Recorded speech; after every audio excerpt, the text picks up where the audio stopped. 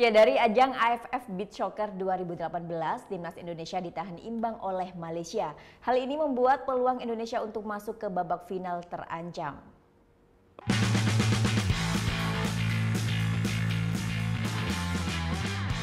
Setelah berhasil mengalahkan Timur Leste pada ajang AFF Beach Soccer 2018 yang berlangsung di Tanjung Benoa, Bali, peluang timnas Indonesia untuk masuk ke babak final sedikit terancam.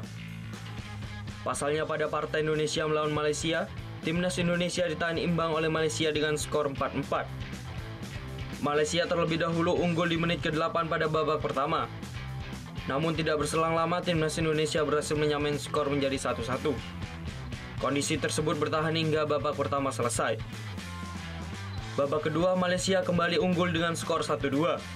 Pada babak ketiga Indonesia akhirnya berhasil menguasai pertandingan dan mengubah skor menjadi 4-2. Namun keunggulan tersebut tidak bertahan lama setelah Malaysia berhasil menyamakan kedudukan menjadi 4-4.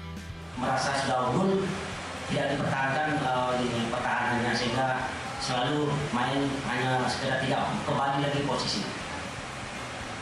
Nah, kemudian ada kesalahan sedikit kita dirugikan dengan adanya gol dianulir. Artinya kita itu sempat membuat para pemain agak turun sehingga kami dari tim pelatih juga menenangkan agar fokus dan konsentrasi terus.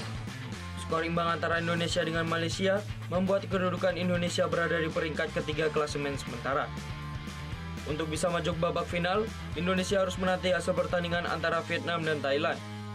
Jika salah satu tim tersebut kalah, maka Indonesia masih memiliki peluang untuk maju ke babak final.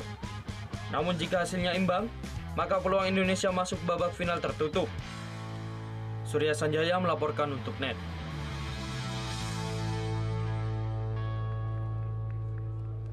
Oh yang beneran? Iya, oke. Tapi gue pernah.